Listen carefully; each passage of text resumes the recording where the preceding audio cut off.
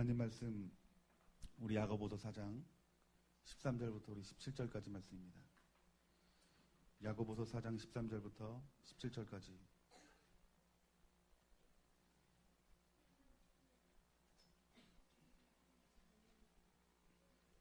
우리 한 목소리로 함께 봉독합니다. 야고보서 4장 13절부터 17절까지 말씀입니다.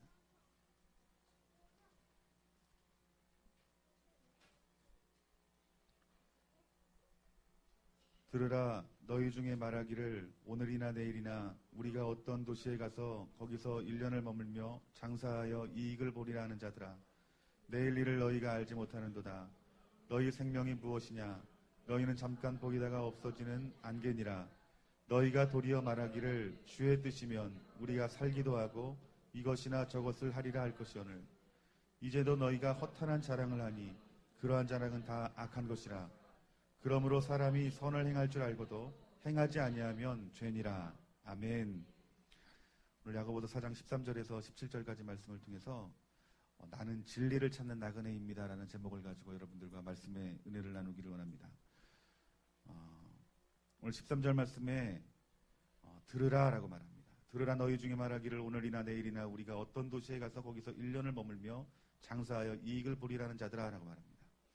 여러분이 들으라는 이 말은 여러분 헬라어로 아괭인이라는 말입니다. 이 말은 무슨 말이냐 하면은 들으라인데 지금 들으라는 거예요. 너희들이 지금 들으라. 여러분 지금 들으라는 그 대상자들이 누굴까요?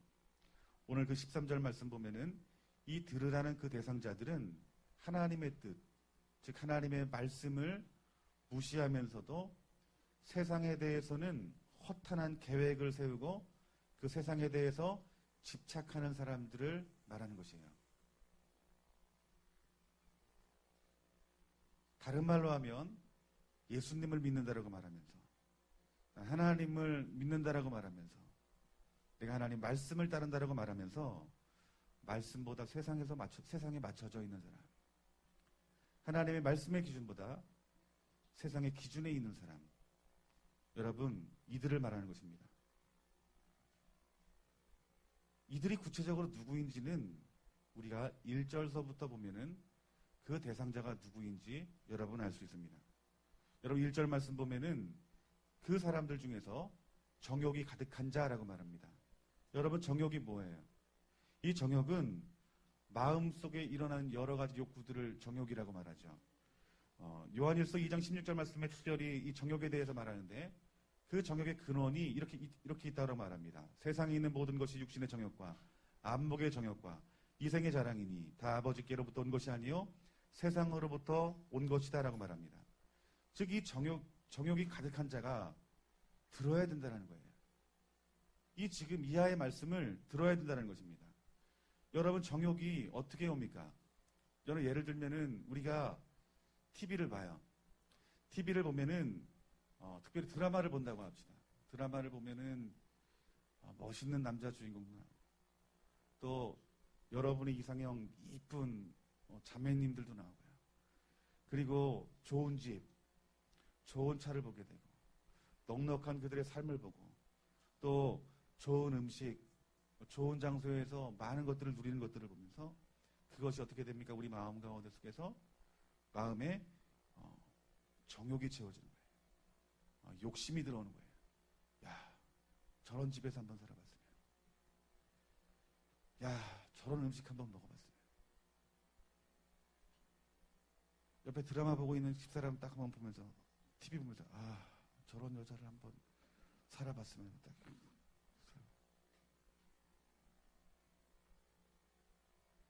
또한 2절에서 말씀 보면은 욕심을 내는 자라고 말합니다. 여러분 욕심이 무엇입니까? 어떤 것들을 지나치게 탐하는 것이 욕심이죠. 여러분 성경에서 보면은 그 역사적으로 하나님의 그런 수많은 그 심판의 그 한 가운데 있었던 죄목이 여러분 무엇인 줄 아세요? 여러분 탐심과 탐욕입니다. 즉 욕심이에요. 잠언서 28장 35절 말씀 보면은 욕심이 있는 자들은 무엇을 일으킨다라고 말하냐면 다툼을 일으킨다라고 말을 해요. 하지만 여호와를 의지하는 자는 풍족할 것이다라고 말합니다. 즉, 그 2절 말씀에 욕심을 내어 싸우는 자라고 말했는데 잠언서 28장 35절에서도 동일한 말씀을 하는 거예요. 욕심을 내는 자는 싸운다라는 거예요. 또한 4절 말씀 보면은 세상과 벗된 자라고 말합니다. 여러분, 세상과 벗된 자가 무엇입니까?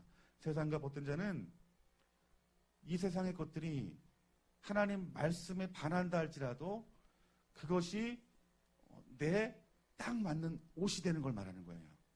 예를 들면 제가 군대 2등병 때 휴가를 갔다가 자대 복귀를 하는데 시간이 많이 남는 거예요. 5시간 남는 거예요. 아, 이 시간 뭐 할까? 서성이는 거예요. 어디서 서성였을까요? 부천 시내를 이렇게 서성였어요. 부천 시내를 서성이는데 딱 눈에 들어오는 게 있어요. 여러분, 세상에서는요 거룩한 것이 들어오지 아니하고 죄악된 것들이 눈에 띕니다. 딱 보는데 큰 간판에 극장이 눈에 보이는데, 여러분, 이름 있는 극장이 아니라 그늘진 음지에 있는 극장, 그 내 눈을 자극하는, 군인의 눈을 자극하는 그 야한 그림에, 야릇한 그림에 그 동시 상영까지 하고 3편을 보여주는데 3,000원이라는데 미혹이 되는, 야, 저거 보면 어떨까? 그런 마음이 드는 거예요. 근데 한편으로는요, 또 이게 생명의 법이 내 마음을 지배하는 거예요. 현영아, 보면 안 된다고. 네가 부대에서 군종병인데 네가 이런 걸 보면 되냐고 막 싸우는 거예요. 근데 세상에 있으면요, 미혹이 되나 봐요. 나도 모르게 발걸음이 저 지하 1층으로 내려가서 그 영화를 보는 거예요. 깜깜한데 여기저기 이렇게 머리가 이렇게 보이는 거예요. 희미하게 머리가 보이는 거예요. 야, 이 대낮에 이런 영화를 보러 온 사람들이 나 말고 또 있구나. 한 10몇 명이 이렇게 앉아있는 거예요. 그런데 보는 내내 마음이 불편하면서도 또 호기심이 생기면서도 그런 마음들이 교차를 하는 거예요. 근데 불을 딱 켜는데 끝나면 불이 켜지잖아요. 켜지는데 다 군인이에요. 나 말고 한 15명이 다 군인이에요. 그래서 여기다 큰일 나겠다. 뒤돌아가는데 누가 정혜영 그러는 거예요. 같이 휴가 간 고참들이 제 이름을 부른 거예요. 야, 너 이 새끼 빠져가지고 너 여기서 이런 영화 본다고. 맞아, 너 군종병이지. 얼마나 회개가 되는지. 교회 나가기도 부끄러운 거예요. 그런데 이상한 게 그 다음 휴가 때 또 똑같은 걸로 고민하는 거예요.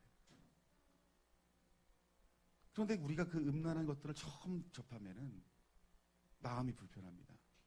근데 시간이 지나고 한 번 더 봐요. 그럼 그 불편함이 좀 덜합니다. 또 한 번 봐요. 그럼 그때부터요 자유해져요. 그때를 탐닉하고 그 부분에 대해서 만끽하려고 해요. 그 죄란 그 옷이 나에게 딱 맞아지는 거예요. 여러분, 동성애를 보세요. 여러분, 저희 동네에 동성애자가 있으면 그 사람은 지탄의 대상이었어요. 쳐다보지도 않았어요. 지금 어떻습니까? 그 동성애라는 부분이 아름답게 묘사되고 있어요. TV로요, 드라마로, 영화로. 그런데 그 동성애에 대한 부분을 우리가 허용하지 아니하면은 정말 어떤 꽉 막혀 있는 사람, 정말 생각이 짧은 그리스도인. 세상의 평가는 어떻습니까? 그 동성애에 대한 부분을 인정하지 아니하면 비판받는 시대가 되고 말았어요. 이미 많은 그리스도인들에게도 이 동성애에 대한 부분이 딱 맞는 옷이 되어가는 사람이 있다는 거예요. 여러분, 이것이 무엇입니까? 여러분, 세상과 벗은 사람이에요. 여러분, 음주의 문제도 그래요.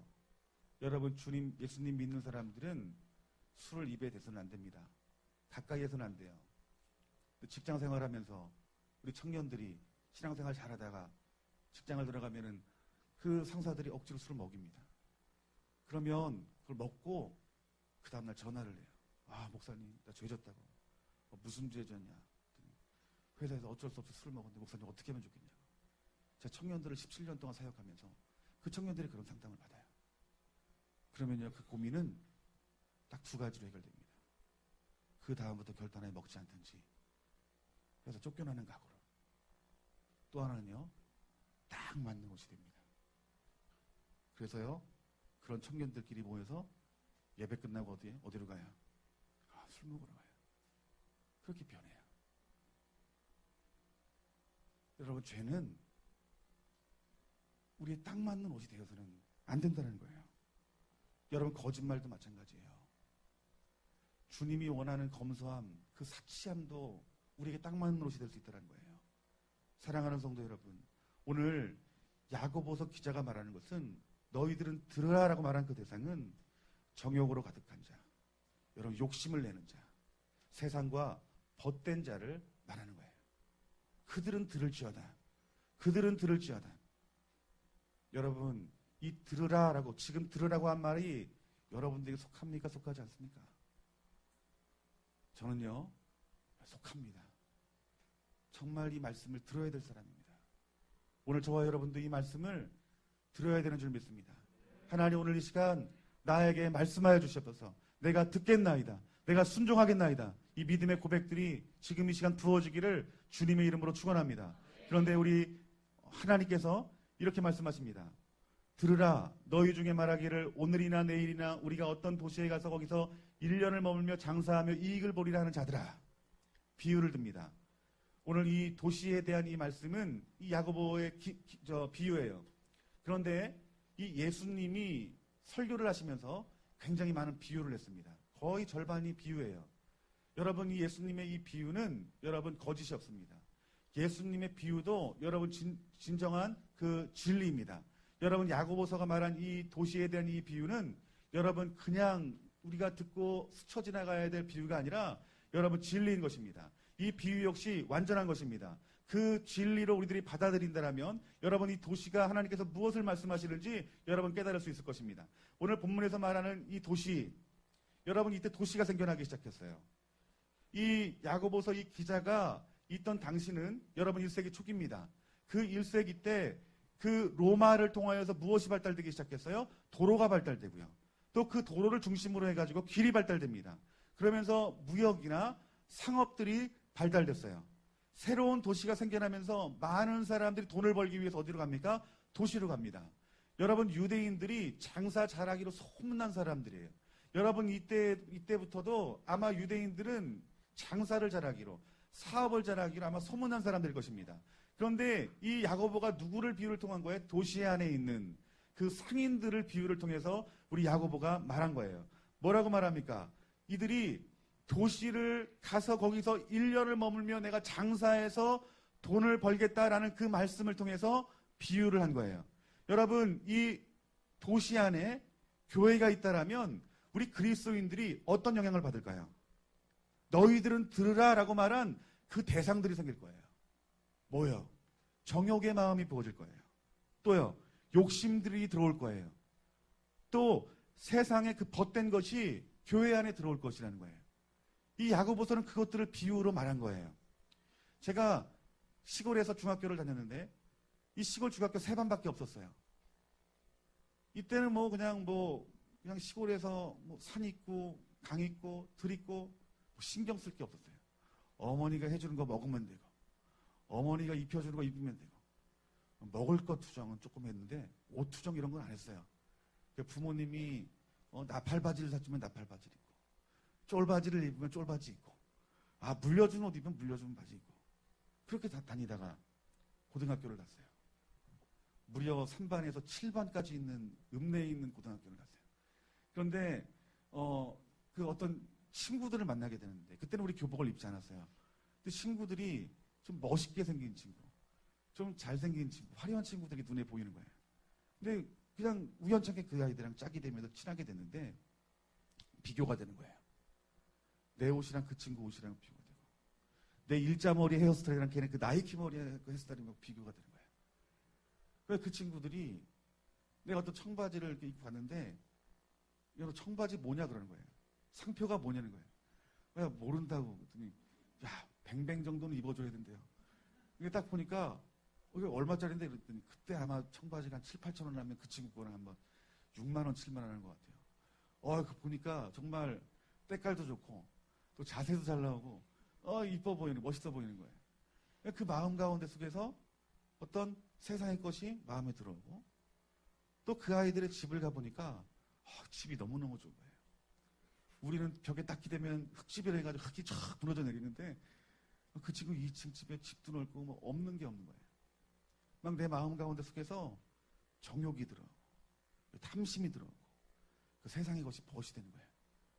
그 친구들이 하는 뭐 여자의 교제 나누는 그런 방법들, 그런 것들을 보면서 야, 뭐 여자랑 뽀뽀해야 돼. 야, 우리 나이에 뽀뽀를 하냐? 그 당연하지. 별의별 생각이 다 악한 것 마음에 드는 거예요. 그러면서 그 정욕과 욕심과 그 탐심들이 들어오면서 누구에게 내가 찾아가겠어요? 부모님이 가는 거예요. 엄마는 바지 좀 사주라고. 아니, 바지 있는데 무슨 바지 사달래? 이제 바지 오늘부터 내가 살 거라고. 돈 주라고. 10,000원 주라고. 10,000원 가지고 살 바지가 없다고. 어머니는 사주는데 내가 보기엔 살 바지가 없는 거예요. 그럼 어떻게 안 사주면? 부모님한테 해준 게 뭐가 있냐? 그 친구한테 상담을 하는 거예요. 야, 우리 엄마한테 저 뱅뱅뱅 사달랬더니 안 사준다더라. 어머니하고 싸우래요. 깜짝 놀래고. 야, 어머니는 어떻게 싸우냐? 승질도 부리고 그래야 사주지. 그냥 하면 안 사준다. 저 귀가 얕습니다. 또 가서 또 부모님한테 승질을 부리는 거예요. 엄마가 나한테 해준 게 뭐가 있고 막 그러냐고 막 승질을 부리는 거예요. 여러분, 이 시골 사람이 도시에 가면 영향을 받아요. 여러분들이 화려한 것들을 보면은, 도시 안에 아름다운 것들을 보면은, 도시 안에 사치스러운 것들을 보면 어떻게 돼요? 그것들이 우리 마음 가운데 속에서요, 스며든다는 거예요. 여러분, 하나님께서는요, 역사적으로 도시를 심판했어요, 여러분들. 여러분, 소돔성이 멸망한 것들을 보세요. 여러분, 아브라함은 어디서 살았습니까? 광야에서 살았어요. 그 광야에서 살았지만 이 아브라함은 하나님과 동행하는 삶을 살았습니다. 하나님이 자기 자신을 통해서 하시고자 하는 일들과 목적과 의도와 의중을 분명히 알았어요. 그렇기 때문에 아브라함은 풍요로운 사람이었어요. 그런데 롯은 어떻습니까? 도시 안에 살았던 사람이에요. 성 안에 살았던 사람입니다. 안정된 삶, 그리고 내 자신을 지킬 수 있는 삶, 또한 화려한 삶, 아마 세련된 삶을 살았을 거예요. 그런데 그 도시 안에 어떤 일이 있습니까? 음란한 것들이 있고요. 그리고 동성애가 있었고요. 또한 인본주의적인 사상들이 있었고요. 세상의 지혜와 세상의 학문이 있었을 거예요. 그 증거가 무엇입니까? 여러분, 동성애에 대해서 아무렇지 않게 여겨진 거예요. 그 도시 안에서요. 여러분, 그 천사가 방문하게 될 때에 그 도시 안에 있는 수많은 사람들이 온 거예요. 내가 그들과 상관하리라. 내보내라. 상관하겠다가 뭐예요? 그들과 자겠다는 거예요. 여러분, 한 사람이 아니에요. 도시의 사람이 몰려온 거예요. 그런데 그 롯과 그 롯의 아내는 더 웃겨요. 뭐라고 말을 해요? 안 줘요. 이게 아니에요. 대신 내 딸을 줄게. 이게 말이 됩니까, 여러분들? 이 롯과 롯의 아내는 이미, 그 자녀들은 이미 그 음란함이 그들의 마음 가운데 딱 맞는 겉옷이 되어버렸던 거예요. 롯의 딸들이 어떻게 됐어요?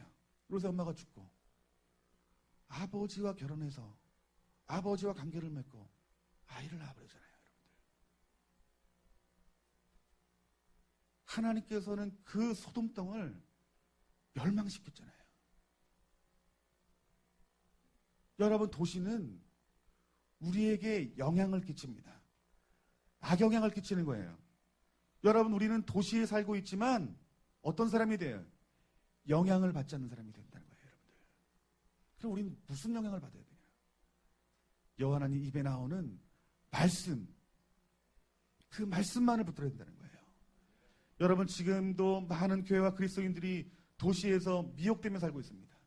얼마나 많은 사람이 도시에서 바쁘게 생활합니까? 분주하게 살아가요. 우리가 이 땅에 살면서 얼마나 더욱더 편안한 걸 원하고, 편리한 것들을 원하고, 멋진 걸 원하고, 화려한 걸 원하고, 풍요로운 걸 원하고, 그것들이 이미 있음에도 불구하고 우리 더 큰 탐심과 탐욕을 가지고, 하지만 인색하고 나누어 주기 싫어하고 우리의 성을 쌓아가는 것이 여러분, 이 시대 교회의 모습 아니에요? 여러분, 이 시대 성도의 모습이 아니에요? 이 세상에서 육체적인 쾌락을 맛보기를 원하고, 세상의 문화에 대해서 불편해하는 것이 아니라 세상의 문화와 인본주의적인 사상에 대해서 마음이 편안해지고 그 자리에 동참하는 모습들이 이 땅의 교회의 모습, 이 땅의 성도의 모습이 아니라는 거예요. 변하지 말아야 될 그 진리의 말씀들이 그 도시의 사상들로 말미암아서 각각 사탄의 역사로 말미암아서 그 진리의 말씀들이 훼손되어지고 진리의 말씀들이 희석되어지지 않냐는 거예요, 여러분들. 도시가 이런 이유가 뭘까요, 여러분들? 그 도시를 마귀가 권세로 잡았기 때문에 그래요, 여러분들. 여러분, 이것은 저의 말이 아닙니다. 요한계시록 17장 15절과 18절 말씀 보면 또 천사가 내게 말하되 내가 본 바 음녀가 앉아있는 물은 백성과 무리와 열국과 방언들이라. 또 내가 본 그 여자는 땅의 왕들을 다스리는 뭐라고 말합니까? 큰 성이라더래요. 음녀가 무엇을 다스린다고 요한계시록에서 말합니까? 도시를 다스린다라고 말하는 거예요. 악한 사탄이 도시를 다스린다라고 말하는 거예요. 따라서 교회와 성도가 하나님의 뜻을 무시하면서 허탄한 계획들을 세상을 향해 세운다라면 여러분, 그것은 무너지는 성이라는 거예요. 너희들이 지금 도시 가운데 속에서 정욕으로 가득 차고 욕심으로 가득 차고 세상과 벗된 삶으로 너희들이 도시에서 살아간다라면 너희들은 그 도시가 반드시 무너짐과 동시에 너희들도 함께 무너지겠다라는 말씀이에요, 여러분들. 그 증거의 말씀은 뭐예요? 안개와 같은 삶이다라고 말한 거예요. 너희들이 하나님 말씀을 떠나서, 언약을 떠나서 너희들의 탐심과 탐욕대로 너희들이 도시를 바라보면서 도시에 생활하면서 너희들이 범죄한다라면 너희들은 멸망할 것이라는 거예요. 14절 말씀에 내일 일을 너희가 알지 못하는도다. 너희 생명이 무엇이냐? 너희는 잠깐 보이다가 없어지는 뭐라고 말해요? 안개인이라고 말합니다, 여러분들. 이게 뭘까요? 목전의 이익만을 바라보는 사람이에요. 목전에 있는 내 쾌락, 목전에 있는 육신적인 편안함, 목전에서 육신적인 어떤 안락함들, 그런 것들을 바라보고 너의 앞일을 계획하고 너의 자녀들의 일을 계획하고 너희의 노후를 계획한다라면 너희들은 돌이켜야 될 것이라는 거예요. 왜요? 우리의 인생은 안개와 같기 때문이라는 거예요. 여러분, 안개가 뭐예요? 새벽녘에 되면 하얗게 끼잖아요. 그 안개 출몰지가 가장 유명한 곳이 여기 엘리고트 앞이 녹양역 앞이에요. 새벽 예배 드려본 사람 합니다. 항상 안개가 끼어있어요. 그 안개 끼면요, 앞이 보이지 않아요. 그럼 막 살살 가면서 야, 이 안개가 이게 거칠까? 그런 생각이 들 정도로 뿌였습니다. 근데 어때요? 안개 거쳐지면 여러분 순식간에 안개 거칩니다. 그것이 우리의 삶과 같다는 거예요, 여러분들. 우리가 이 땅에서 천년 만년 살 것 같잖아요. 이 세상 모든 만물을 창조하시고 운행하시고 여러분의 생사화복을 주장하시는 그 하나님은 뭐라고 말씀하시냐면 여러분들이 이렇게 지혜를 줍니다. 안개와 같다라고요. 잠언서 27장 1절 말씀에 하나님 뭐라고 말씀하십니까? 너는 내일 일을 자랑하지 말라. 하루 동안에 무슨 일이 일어나는지 내가 알 수 없습니다. 성경에서 말하는 건 뭐예요? 우리가 계획하는 것, 내 미래를 설계하는 것, 심지어 우리 교회가 앞일을 계획하는 것, 이것이 하나님을 떠난, 말씀을 떠난 정욕 가운데 주는 계획이라면 그것은 불행한 계획이라는 거예요, 여러분들. 그러면 우리에게 필요한 삶이 무엇일까요? 따라합시다. 나의 모든 삶이 지배되어야 됩니다. 누구에게 지배되어야 될까요, 여러분들? 하나님의 말씀 가운데 속에서 우리가 지배되어야 되는 것이에요. 여러분, 15절 말씀에 너희가 도리어 말하기를 주의 뜻이면 우리가 살기도 하고 이것이나 저것을 하리라 하거늘, 여러분 이 말씀 무엇이냐면은 나는 모든 계획을 가지고 있다라는 거예요. 하나님은 모든 계획을 가지고 있다라는 거예요. 심지어는 여러분의 그 삶 가운데 속에서도 하나님의 계획하심이 있다라는 것입니다. 아멘. 시편 34편 10절에서 13절까지 말씀 보면 하나님의 계획하심에 대해서 말씀하시 이렇게 말씀하십니다. 여호와께서 나라들의 계획을 폐하시며 민족들의 사상을 무효하게 하시는도다. 여호와의 계획은 영원히 서고 그의 생각은 대대에 이르리로다. 여호와를 자기 하나님으로 삼은 나라 곧 하나님의 기업으로 선택된 백성들은 복이 있도다. 아멘. 뭐라고 말씀하십니까? 여러 나라들에 대해서 우리 하나님께서는 계획하심이 있다는 거예요. 모든 민족들에 대해서 하나님이 계획한다는 거예요. 너희들이 그 계획에서 벗어나 너희들의 그 사상을 가지고 그 계획을 움직이려 든다면 너희들의 그 사상을 통한 그 계획들은 무효화될 것이다라고 말하는 거예요. 그러면서 뭐라고 말합니까? 내 계획은, 여호와의 계획은 영원히 설 것이다라는 거예요. 그러니까 하나님 앞에 축복받은 자는 누굴까요? 그 하나님의 계획 안에 들어온 사람들. 어떤 나라가 축복받은 나라일까요? 그 하나님의 그 계획 안에 들어온 나라들. 아멘. 그렇기 때문에 내가 이 세상을 바라보면서 저 도시를 바라보면서 내가 계획하는 모든 것들이 어리석다라는 것입니다, 여러분. 여러분, 하나님께서는 여러분들이 일부를 가지고 하나님 앞에 맡기길 원하지 않으세요. 세상에 대해서 몇 가지의 계획을 세워놓고 여러분들이 나머지 90%, 80%, 50%를 하나님의 그 말씀, 하나님의 계획 가운데 들어가는 것을 원치 않으세요. 하나님은 여러분에게 몇 프로를 원하십니까? 100%를 원하시는 거예요, 여러분들. 100%를 원하시는 거예요, 여러분들. 잠언서 1장 16장 9절 말씀에 사람이 마음으로 자기 길을 계획할지라도 그 길을 인도하시는 분 누구시라고 했어요? 여호와 하나님이시라고 했어요, 여러분들. 우리의 계획이 여러분 지혜로운 계획이 될 수 있는 것은 여러분들이 모든 권리를 포기하고 그 주님 말씀의 권위 안에 들어가는 거예요. 그래야 할 때 어떻게 될까요? 하나님의 계획 안에 여러분이 있는 것이고 하나님의 계획 안에 여러분이 있을 때에 여러분이 하나님의 일을 할 수 있는 것이고 하나님 일을 하는 가운데서 하나님 주시는 축복을 누릴 수 있는 것이에요. 또 하나님의 계획 안에 있는 영원한 그 천국이 여러분의 것이 될 수 있다는 것입니다, 여러분들. 사랑하는 성도 여러분, 우리가 오늘 주님의 완전한 계획 안에 우리가 들어가기를 주님의 이름으로 축원합니다. 그래서 16절 말씀에 또 하나의 구체적인 방안에 대해서 말하는데 뭐라고 말하냐 하면 따라합시다. 세상에 대한 확신을 버리라. 아멘. 세상에 대한 조그마한 눈꽃만한 확신도 여러분 버리세요, 여러분들. 16절 말씀에 이제 너희가 허탄한 자랑을 하니 그러한 자랑은 다 악한 것이라. 여러분, 이것이 무엇이냐면은 자신을 지나치게 신뢰하는 걸 말하는 거예요. 자기 자신을 지나치게 과대평가하는 걸 말하는 거예요. 그게 뭐예요? 그게 오만이라고 말하는 거예요. 그것이 바로 세상의 확신이라는 것입니다. 이 세상의 확신을 버리라는 것입니다. 여러분, 우리가 기업을 운영해요. 그 기업 가운데 속에서 우리가 조그만 확신을 갖죠. 내가 이 기업 내가 잘 일으키리라. 내가 지금 다니고 있는 그 직장 가운데 속에서 열심히 해가지고 내가 한번 성과 한번 내서 뭐 진급을 하든지 한번 성공을 한번 해봐야 되겠다. 여러분, 이게 뭐예요? 이게 세상에 대한 확신이에요. 그 아름답게 꾸미죠. 어떻게 아름답게 꾸밉니까? 이것들을 통해서 하나님 일해야지. 그러면서 내 생각으로 어떻게 해요? 그래도 비즈니스 하려면 술을 좀 먹어야지. 뒷돈을 좀 줘야지. 그러면서 세상의 것과 타협을 합니다. 그러면서 내 자신은 어떻게 해요? 나름대로 그 정당화를 통해서 성공할 수 있다고 믿는 거예요. 세상에 대한 확신이 있는 거예요. 여러분, 이것은 천박한 자만심이에요. 하나님을 우롱하는 자만심이에요, 여러분들.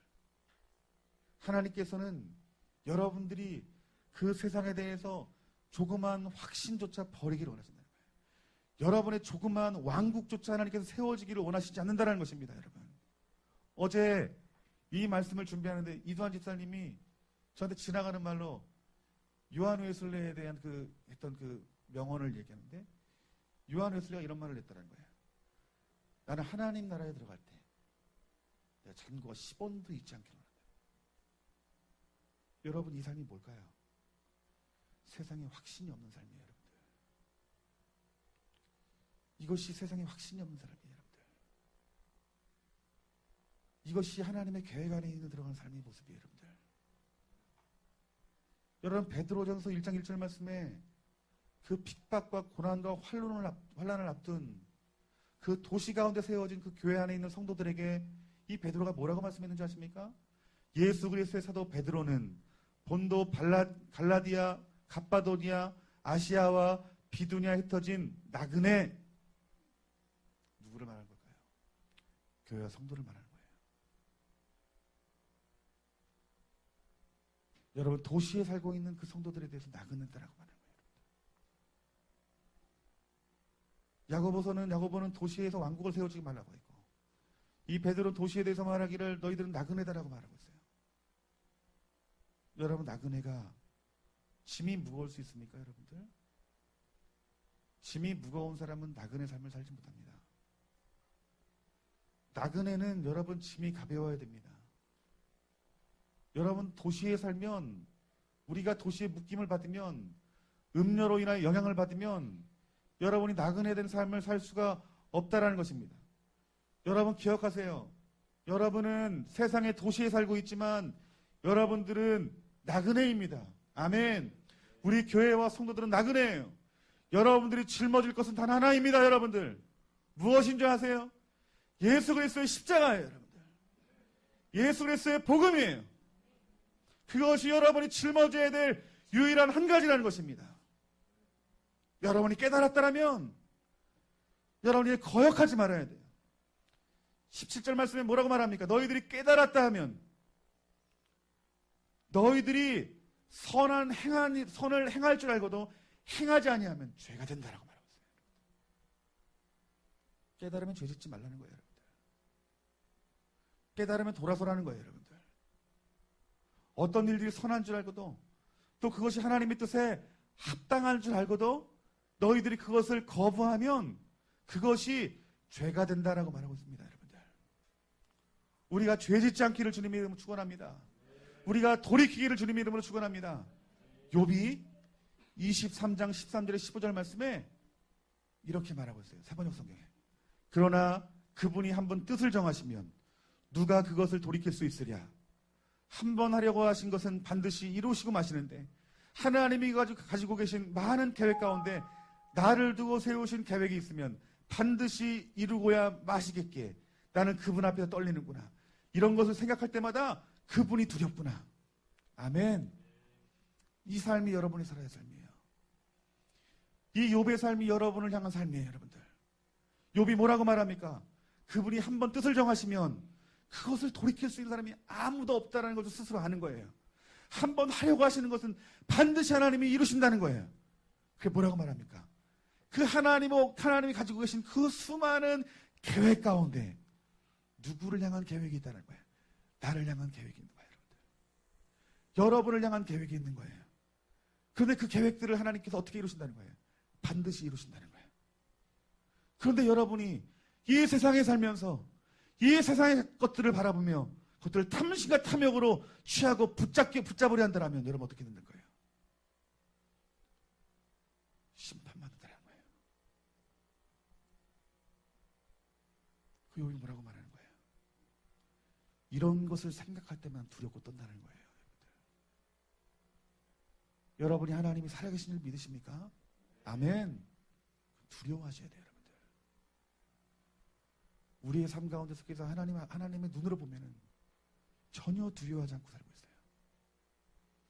거룩해야 할 교회가 전혀 두려움을 갖지 않는 교회가 됐어요. 교회 안에 탐심과 탐욕이 들어오고 그 탐심과 탐욕을 가지고 온 성도들에게 그들의 삶이 옳다라고 말하고 그 탐심과 탐욕 가운데 축복을 부어주며 그들이 탐심과 탐욕 가운데 부정한 것으로 번 돈을 하나님이 바치기를 기뻐한다라고 그 물질을 취하여 건물을 세우고 목회자의 탐심과 탐욕을 채우는 그 물질로 채워진다면 여러분 그 교회가 십자가만을 진 교회의 모습입니까? 하나님의 계획 안에 있는 그 교회의 모습입니까?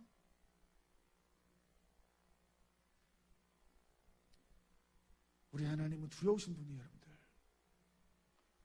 무서우신 분이세요, 여러분들. 이제 그 주님이 오시는 발자국 소리가 여러분 이제 우리 귀에 들리는 시대입니다. 여러분 우리는 이 도시에서 음녀가 지배하고 있는 이 도시에서 우리 이제 벗어나야 돼요, 여러분들. 여러분 그 음녀가 지배하고 있는 이 땅에서 우리 자신을 여러분 지켜야 됩니다, 여러분. 지킬 수 있는 방법이 뭘까요? 이제 세상을 바라보는 눈이 이제 여호와 입에서 말씀하시는 그 하나님 말씀으로 돌아가야 되는 거예요.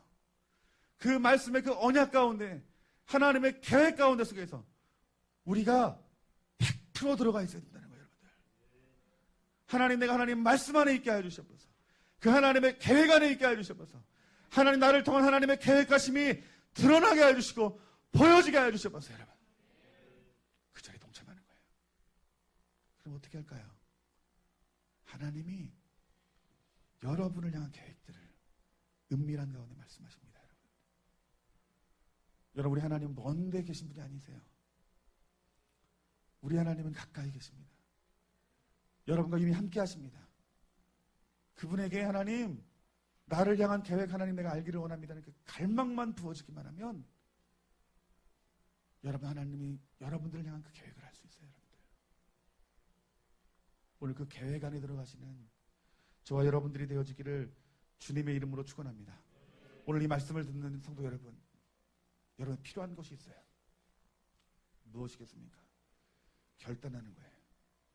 정욕과 욕심과 세상의 벗된 삶을 내가 이제 예수 그리스도의 십자가에 못 박습니다. 아멘. 그 결단이 있기를 주님의 이름으로 축원합니다. 그리고요, 하나님 계획 안에 들어가는 거예요. 이 땅의 교회와 이 땅의 목회자와 성도들이 하나님의 계획 안에 들어가는 거예요. 그리고요, 전 삶을 드리세요. 남김없이 주님 오시는 그날 요한의 술래처럼 내 안에 남김이 없이, 어떤 세상에 대한 미련 없이, 여러분 100% 하나님 앞에 올인한 여러분들이 되기를 주님 이름으로 축원합니다. 그리고요, 세상에 조그마한 그 확신도 버리세요. 여러분들, 세상을 통해서 하나님 앞에 드릴 게 없습니다. 여러분, 하나님을 통하여 그 세상의 것들을 취하는 노량물로 하나님 앞에 드려야 되는 것이지, 하나님을 먼저 떠나서 여러분의 기준으로 세상의 것을 가져와봤자 하나님 기뻐하지 않는다는 거예요. 여러분이 무수한 재물을 갖다 온다 할지라도 너희 나를 사랑하는 마음 없이, 하나님 말씀 없이 드린 그 재물들은 하나님 기뻐받지 않는다라고 이사야서 1장에서 말씀하잖아요. 그리고요, 말씀에 거역하지 맙시다. 이 말씀이 지금 여러분들이 목사님 말씀이 옳네요, 하나님 말씀이 옳습니다라고 말하는 자들은 여러분 이제 불순종하지 않기를 주님 이름으로 축원합니다.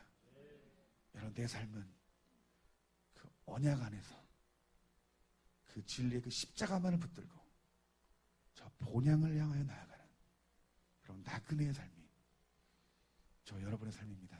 아멘. 오늘 이 시간 여러분들이 그 본향을 찾아 그 나그네 삶 살아가 그 주님이 주시는 그 구름 기둥과 불 기둥을 인도하시는 만나와 메추라기를 먹으시는 하나님이 공급하시는 것들을 체험받고 거룩하여지는 저와 여러분들이 되어지기를 주님의 이름으로 축원합니다. 아멘. 이 시간 다 같이 기도하겠습니다. 우리 이 시간 찬양했으면 좋겠는데요. 오늘 찬양팀이 참 은혜로운 것은 제가 기도하면서 준비한 그 말씀들이 너무나 많은 찬양이 매주마다 있다는 거예요. 날 향한 주의 뜻이라면 이 찬양을 드리는데, 우리 이 곡이 생소하지만 우리 한번 이 가사를 묵상하면서 소리는 내면서도 이 찬양의 가사를 한 구절 한 구절이라도 머릿속에 생각하면서 찬양했으면 좋겠어요.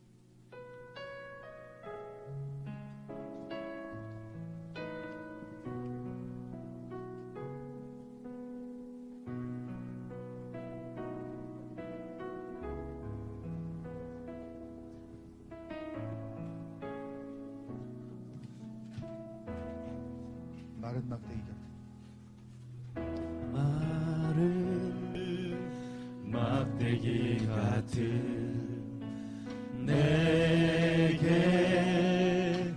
불을 부셔주소서. 제단 번제물처럼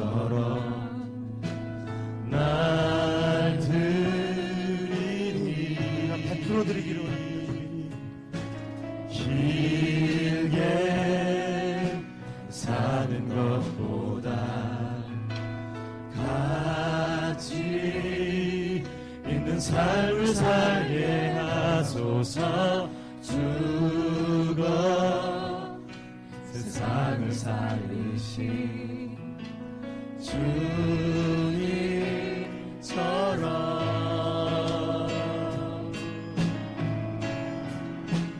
날 향한 주의 뜻이라면 내 뜨거운 피를 취하소서. 생명을 버리기 위해 오신 주님처럼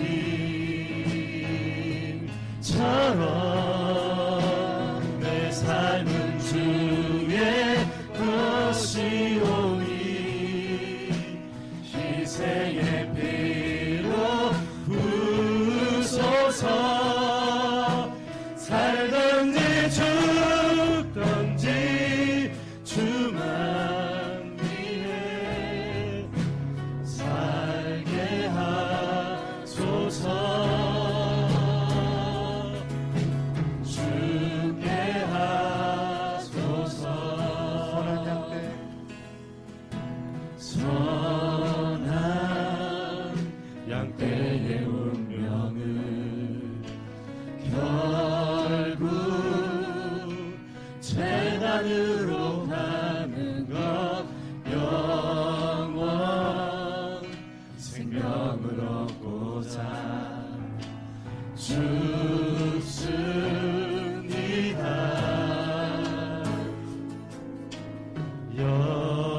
영원한 것을 얻고자 영원할 수 없는 것을 버리니 세상 어리석다한데도 주 따르리라.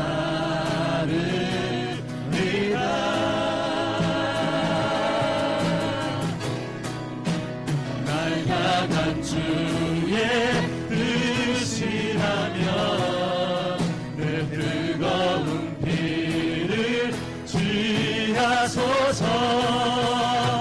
생명을 버리기 위해 오신 주님처럼 내 삶은 주의 것이오니 희생의 피로 부으소서. 살든지 죽든지 주만 위해 살게 하소서. 죽게 하소서. 여러분, 초대교회 성도들의 삶을 보세요. 그 교회 성도들을 살리고자 하는 그 하나님의 그 예수님의 그 제자들, 그 하나님의 말씀을 그 증거한 그들의 외침들을 여러분 기억하세요.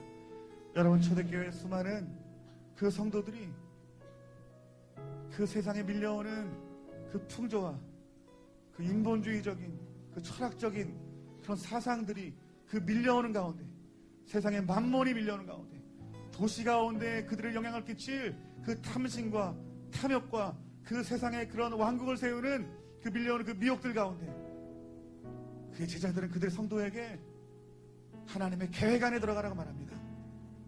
하나님의 계획 안에 들어가는 자들이 살 것이라고 말합니다. 그 계획 안에 들어가지 못하면 그들이 멸망당할 것이라고 말합니다. 심판당할 것이라고 말합니다. 그들은 이겨냈습니다, 여러분.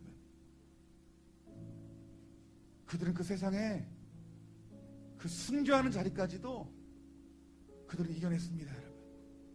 목숨을 건 싸움입니다, 여러분. 여러분, 신앙생활은 목숨을 건 싸움이에요, 여러분들. 우리의 신앙생활은 여러분 녹록한 것이 아닙니다, 여러분. 좁은 길, 협착한 길을 우리가 주님의 손을 붙들고 나아가지 아니하면 낭떠러지로 떨어지는 길입니다. 여러분, 그 모든 우리 길을 하시는 주님 계시는 분은 단 한 분이십니다, 여러분. 우리 주님이세요. 그 주님이 열방의 길을 하시고 이 땅에 길을 하시고 우리의 길을 하시는, 우리의 구원을 하시는 분이십니다. 여러분, 우리 하나님께서 여러분에게 이렇게 말씀하시는 것입니다. 이제 나의 계획 안에 들어가라. 이 세상을 바라보지 아니하고 이 도시의 아름다움을 바라보지 말고 나의 아름다움을 보라고 말씀하시는 것이에요. 이 세상의 풍요를 바라보지 말고 우리 주님이 주시는 내 삶의 그 풍요로움을 바라보라고 말하는 것입니다. 하나님은 여러분을 구원하시기를 원하십니다. 하나님은 여러분을 이 무너져가는 이 도시 가운데 여러분을 건져내기를 원하십니다. 인본주의적인 사상으로 말미암아 하나님의 마음을 떠나가는 자들을 건지시기를 원하십니다. 오늘 여러분 이제 돌이키셔야 됩니다. 이제 그만 가세요. 이제 그만 가세요.